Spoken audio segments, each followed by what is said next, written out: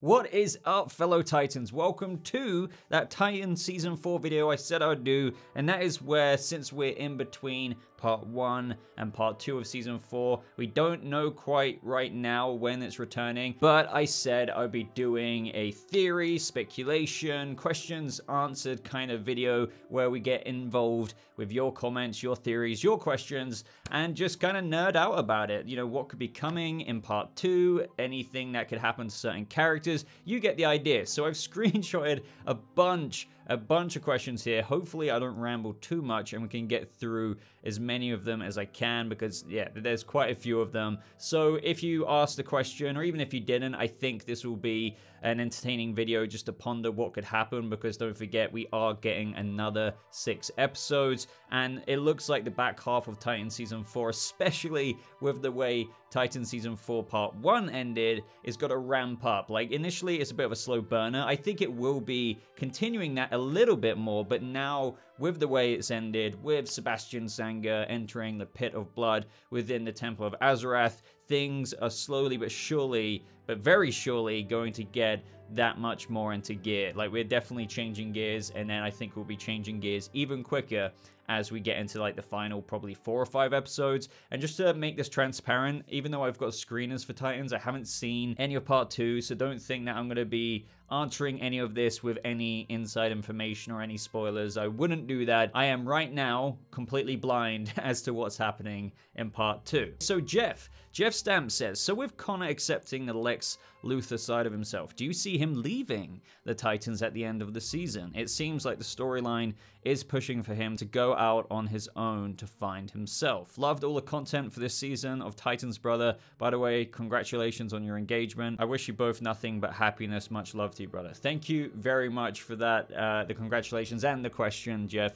So, with Connor accepting the Lex side of himself, do I see him leaving at the end of the season? That's a very interesting question, because with Connor in this new mode, I think things are only going to get potentially worse, because even though he's been acting like a little bit of a jerk to some people, I think that's just a taste of what's to come. Then he goes to Mother Mayhem and basically gets knocked out once again, and the Titans have to save his ass, even though he's gone into Lex Luthor mode, to kind of help solve this Church of Blood thread by any means necessary. I think that's going to really propel him to do some more edgy things, for lack of a better word. So the reason why I'm recapping that out loud is I'm wondering if even larger edgy things happen that make him borderline irredeemable to an extent, so that maybe he wouldn't have a place in the Titans similar to that of Jason. But I don't think he's going to go that far. I mean, Jason isn't a Titan anymore, as Dick says. You'll never be a Titan again, but he did still help out at the end of Season 3. I don't think he'll ever get to that extent, because he killed Hank, and there are other things, really serious things that happened that were directly a result of Jason's actions.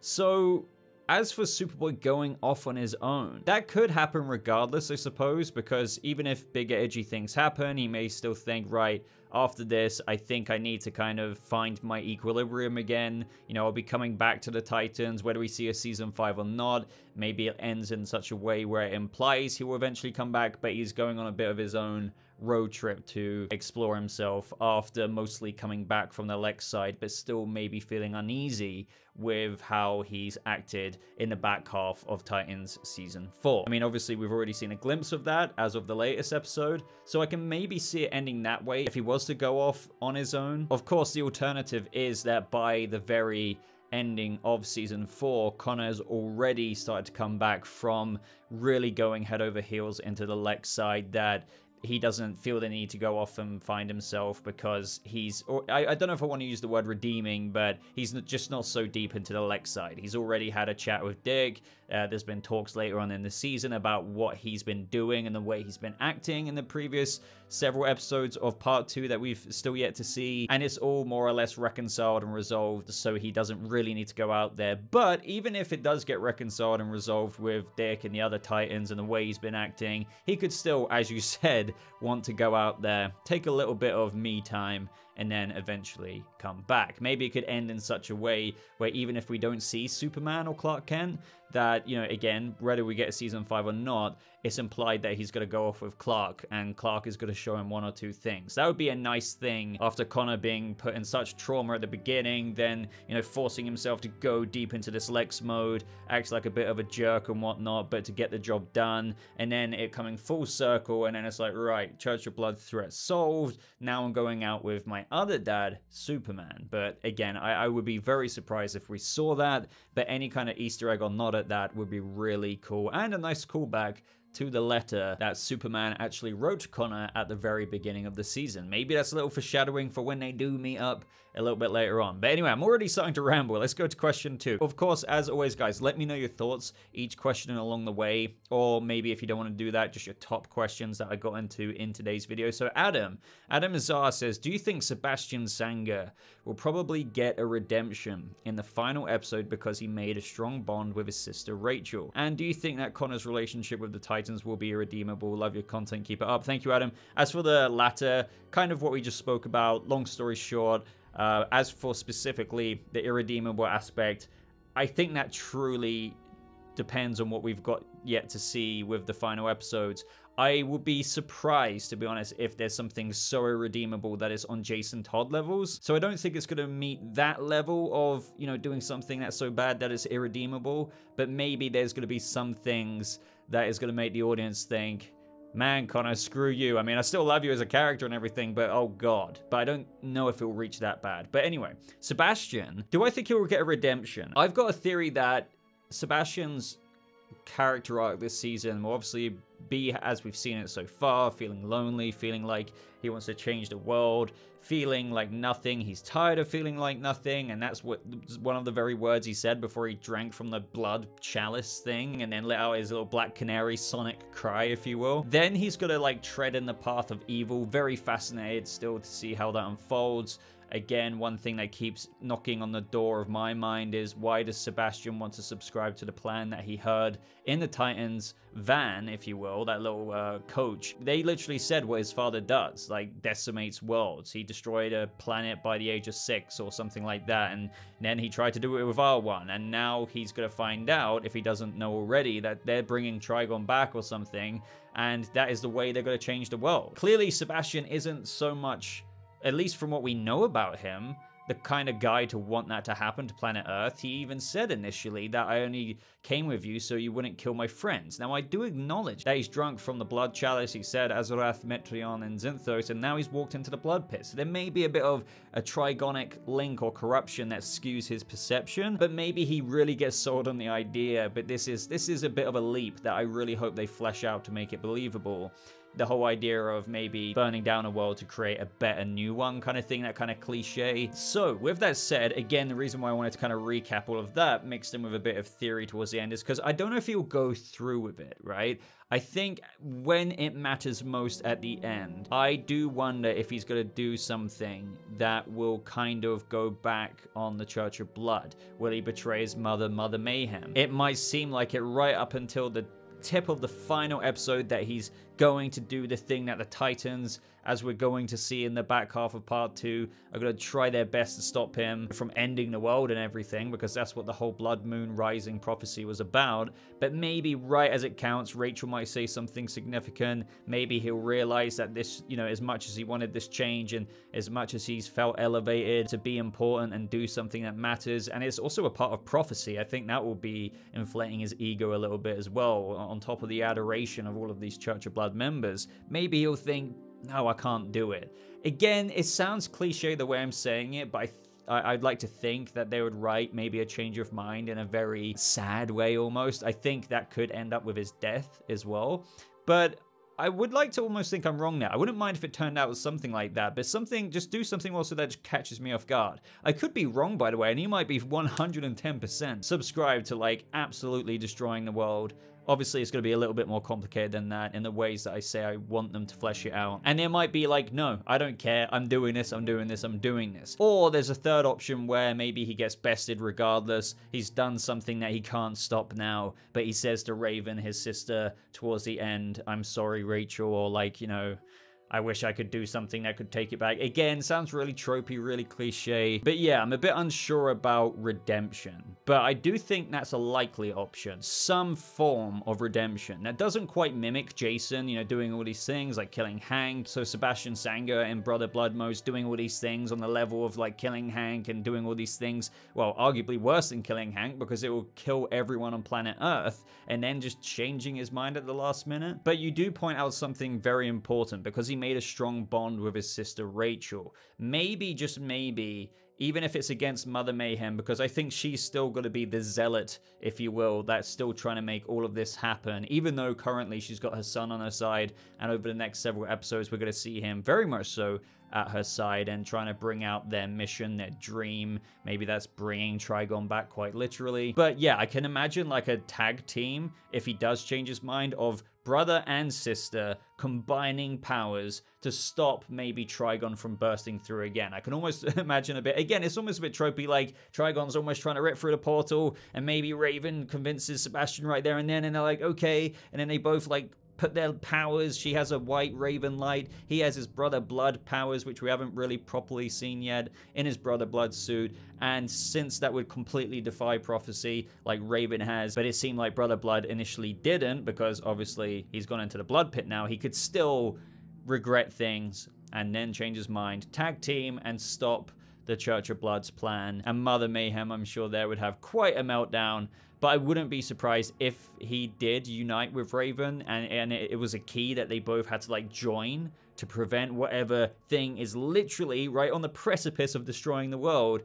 He might be wounded and might be dying anyway, so in his dying act, he could do something about it. Up next is from Impulsive Studios saying, what other animals would you like to see Gar morph into? This one's a tricky one because I don't know how you really top a gorilla now, you know? I think previously I've said, even before this season aired, it'd be pretty cool to see a flying animal. I know we saw a bat, but I thought maybe Beast Boy could become something maybe far more elegant, like a, I don't know, like an eagle, I don't know, and could spy on the Church of Blood. But I mean, I doubt that's happening. But something, you know, like that, or like something, you know, even more monstrous as he was as that gorilla owning everyone in the Church of Blood room. And I don't know what that animal would be. I think I've said a wolf before, but that's probably not as threatening as a gorilla. So yeah, I don't know what more they're going to do with Beast Boy. Clearly, I'm not saying they're not, because he's a really big part to the season with the red. I'm sure they've got one or two more tricks up their sleeve. Maybe they're more gimmicky ones, more little funny animals. That would be pretty cool. But they did say he changed into a Velociraptor when he destroyed that Star Labs room. So I was going to say a dinosaur a second ago. That would be really, really, really cool if we saw something like that. I'm a bit undecided, so I'll leave the room open to you, or the floor open to you guys. What animal would you, what's like your top 3 wish list for the back half, part 2 of Titan Season 4 for Beast Boy animals? Let me know. The Brothers Fleming asks, do you think that we will see characters like Red Hood and Donna Troy in part 2? Also, who do you think was the guy telling Gar to go to the Red? And could the voices in the Red really be loyal to Trigon and trying to trick Gar?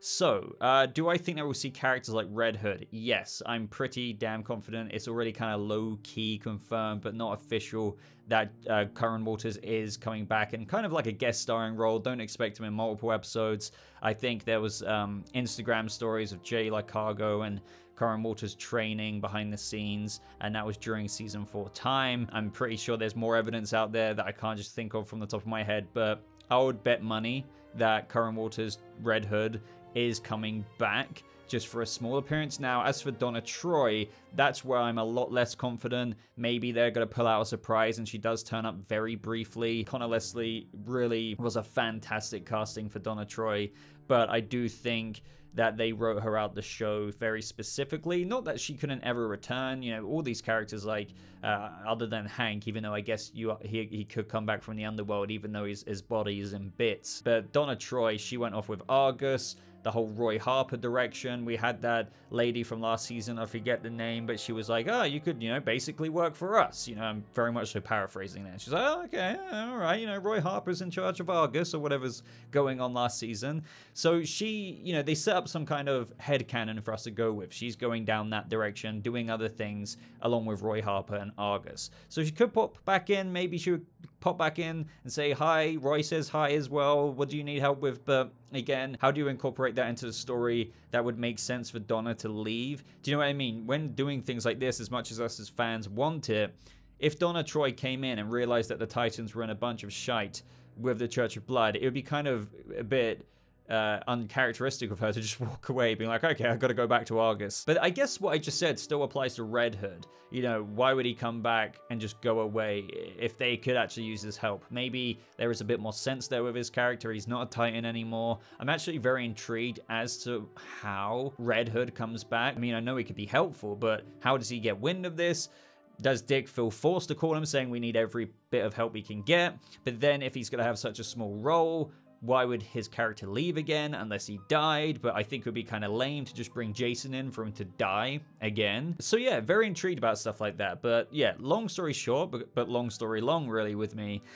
Red Hood coming back, very sure about that. Donna or Dawn or anyone else like that, I X to doubt, like completely. Now as for who do I think was the guy telling Gar to go to the Red was, now I'm actually not sure about this one, especially I feel like the episode made it seem like some kind of emissary of the Red, because it was like a message, you know, he referred to Vixen, obviously Animal Man as well, other characters connected to the Red. I have no idea if that means we're going to see them. That would be pretty insane if we did in the back half. You know, Gar, Beast Boy connected to the Red as well, learning more about the Red from these other avatars. But back on point, after that person's message, mysterious message was over, I believe he changed looks. Like it turned out to be somebody else completely different when he was walking away. Now I've seen some people like theorize could it be Freedom Beast, but as far as I'm aware, Freedom Beast, even though he looks like a great casting for Freedom Beast, isn't really so much connected to the Red. Since it's so ambiguous, the way I would see it is like it's a messenger, an emissary from the Red.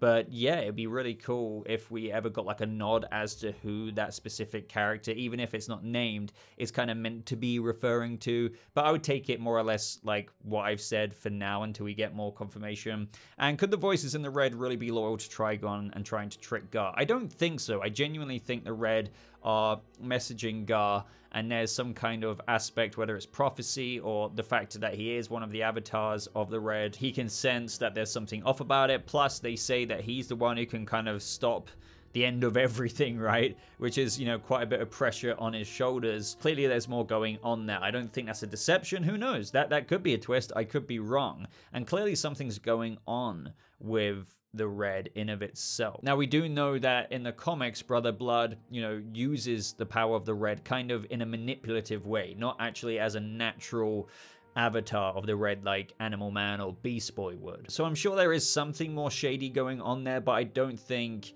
the voices in the Red are really loyal to the Church of Blood or Trigon. But maybe, you know, with what we have been seeing, the bones on the tree and whatnot could be, you know, symbolic of something a bit more disastrous in the Red, and that is the very reason as to why they're trying to reach out to Beast Boy. Up next is from Christopher Merrill saying, I'm confused about White Raven. I know she plays a major role in the season, both in part 1 and 2, but how exactly did she reach this form? Was it because she had to learn to embrace a Cambion, human-demon hybrid, heritage, or something magic related? I've seen some people like both very happy about this, and also a bit like, oh, you know, because White Raven in the comics, you know, to achieve that part of her is like the peak pinnacle Raven. She's no longer really under the influence or the evil influence of her father. In terms of emotion, she's truly got like master of all of that. So like it's quite a culmination and a thing when that happens. Whereas in the show, the way I think a lot of people, you know, just seem to understand it is that Beast Boy in gorilla mode smashed the crystal that housed her powers.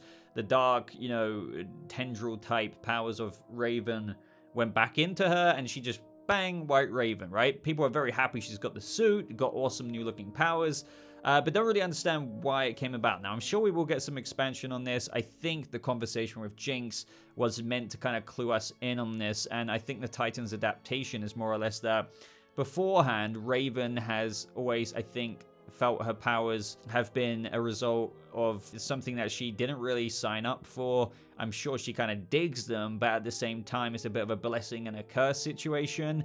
And Jinx specifically said before the end of the episode, something like your powers couldn't have really been taken from you unless, you know, a part of you really wanted to lose them. And then they went on to say that living a normal life is a bit overrated, but, you know, initially as we saw her lose her powers, she was enjoying a normal life. But then she experienced it a bit, and I think that journey made her realize, I actually kind of like my powers. So by the point of when they entered the Temple of Azarath, Raven, now more than ever, compared to when she actually did have her demonic powers, actually really wanted them. I don't know if they made that clear enough that she's dying for them to come back, but she was ready, right? She was ready to accept them. So I think that's the show's adaptation of White Raven. Because she was in that headspace, unlike ever before, because I guess there was always some reservation about her power as I went over. When she received them back, because I guess the key fit the lock more than it ever has before, it became something new, and she was donned the peak power version White Raven of herself, at least in this iteration,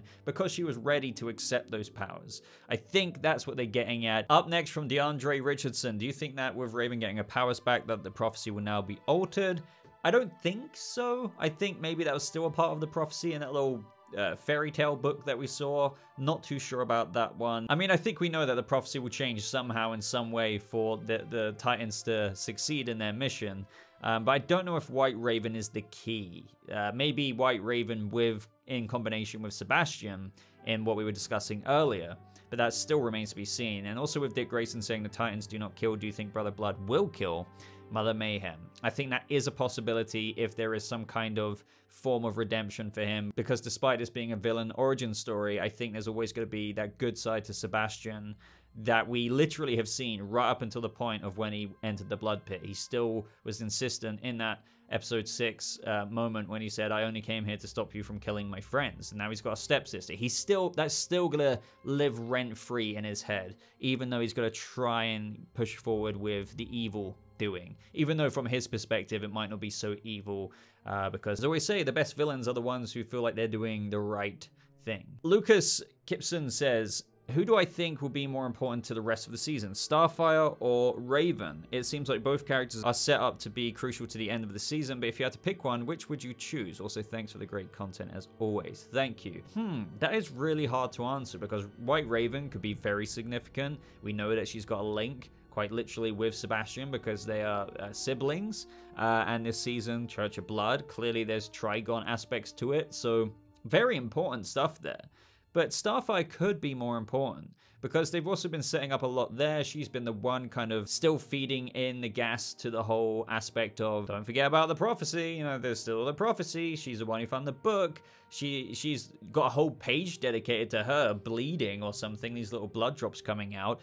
So she could be more important. Maybe some people are theorizing that she could sacrifice herself. I mean, I really hope Starfire doesn't die. Maybe that's the original projection, but they changed the prophecy to stop that from actually happening. I don't know. My gut is just telling me Starfire for some reason now, because that's been foreshadowed with her powers since episode 1. I think she could be integral with her powers to somehow defeating the Church of Blood. So I think I'm going to land on Starfire for now. So Kevin Alanis says, do you think Trigon will return at the end of season 4 and he will be the main villain for season 5? Probably will be its last season.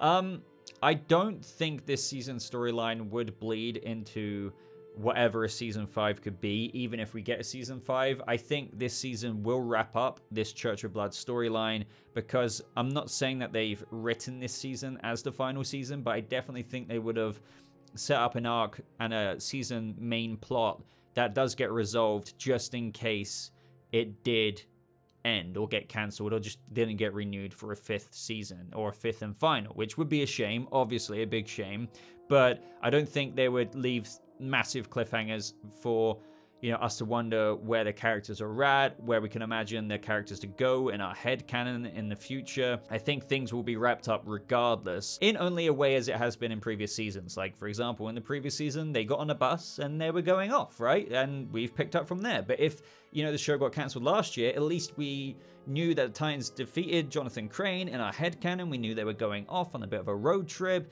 You know, that kind of vibe. Like, so this season will end in such a way where it could pick up, but it could also, you know, let us imagine where things are going to go, so every fan isn't like really raging as to like, oh my god, what is going to happen next. But that being said, as for Trigon, I think he will return in a roundabout way, unless it's like in the theory I said earlier, he's about to come in and it's about to be the end of the world, but Sebastian and sibling Rachel Raven will stop him just in time, or stop the ritual from fully going through. I think that is a bit too tropey. I hope they do something unexpected there, but with the risk of bringing him back and then vanquishing him before he even has a chance to get going, that'd be way too similar to Season 2, Episode 1. Trigon was literally out there in the world, he was about to end it, and Raven just went boop, and sent him back to his interdimensional realm. So it is still a bit of a mystery with Trigon. If he comes back too early, to make it different, he would have to be around for a bit longer versus that of Season 2, Episode 1. But if he is around for longer, I don't see how the world just doesn't end, because he has that capability. But then if he doesn't fully come back, it just feels like a bit too similar to Season 2, Episode 1, where the Titans just about stop the Church of Blood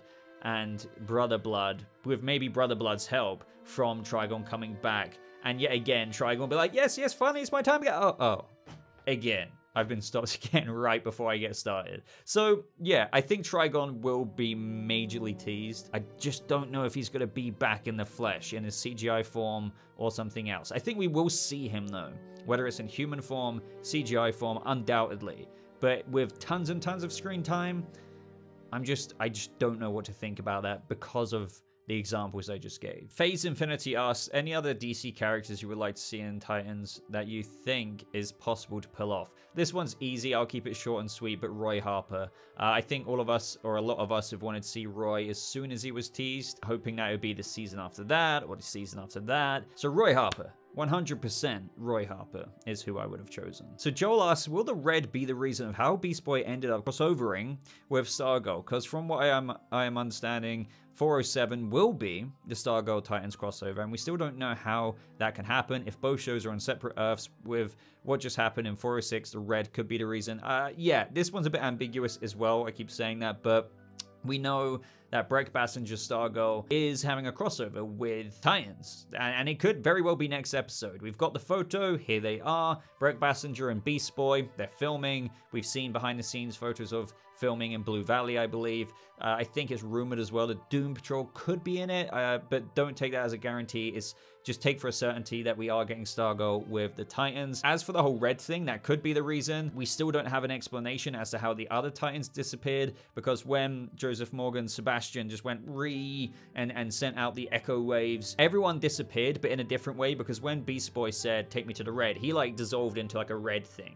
Everyone else just kind of shimmied out of there. It was just like, you know, a blitz. So I don't know what happened to them. Did Brother Blood's power like yeet them to another world? And that's another thing as well. I wouldn't be surprised, even though Crisis on Infinite Earths explicitly showed that Stargirl was on a different Earth to Earth Prime, where Grant Gustin's Flash is, Jay Garrick's Flash is, everything like that. And Titans is on a different Earth to Stargirl. And even Doom Patrol was on a different Earth to Titans and Stargirl. I wouldn't be surprised if they just ignore that, and they're like, don't think too deep about it. Whatever just happened sent them to have a crossover with Stargirl, and just take the entertainment for what it is. You know, have fun with it, have fun with the fan service. I think it might be more that approach, but maybe I'm not giving them enough credit. Maybe they are going to explain how the logistics of the multiverse work, or maybe not. They might just say Stargirl was in Blue Valley on the Titans Earth this whole time. I don't know, but all I do know is that we are getting it. And yeah, maybe the red could be an aspect of it. I don't know how, because the red is more like the elemental force, just like the green is for Swamp Thing for all plant life, but for all animal life. So how does that bring the Titans characters to a different Earth Stargirl? Do you know what I mean? Like, maybe it is a theory, but I can't really connect the dots right now in my head, other than just knowing it's happening. So if anyone has any other theories, do let us know. Do you think it could be that moment where everyone disappears, even though Beast Boy seems to go into the red and the other Titans just somehow get away in another way of teleportation? But it didn't seem like the red. And for the last question of today's discussion video for Titans, AJ Webslinger 21 says, will Tim get his Robin suit in the second half of season 4? You can bet. I mean, I think he will, for sure. I've been saying this the whole time. We've had actual insights and teasers of this before. Jay Lacargo, I don't know if it was an Instagram live stream that he didn't mean to do, but he basically started one, and it was looking at his bloody domino mask on his face, the green one. And recently, popping up on screen, we do have an image of the stunt double, I believe, of Tim Drake wearing Tim Drake's Robin suit domino mask. And it looks fantastic. I really like that mask that Tim Drake has. We will be getting it.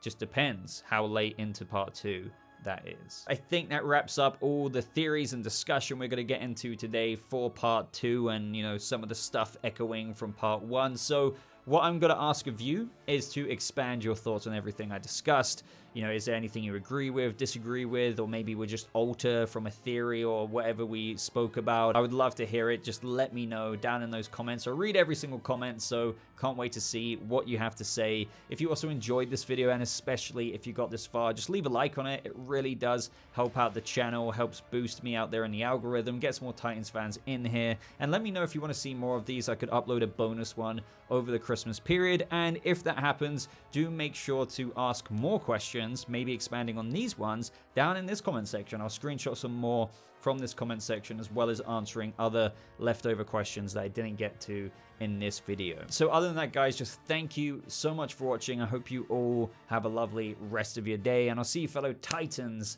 in the next video. Goodbye.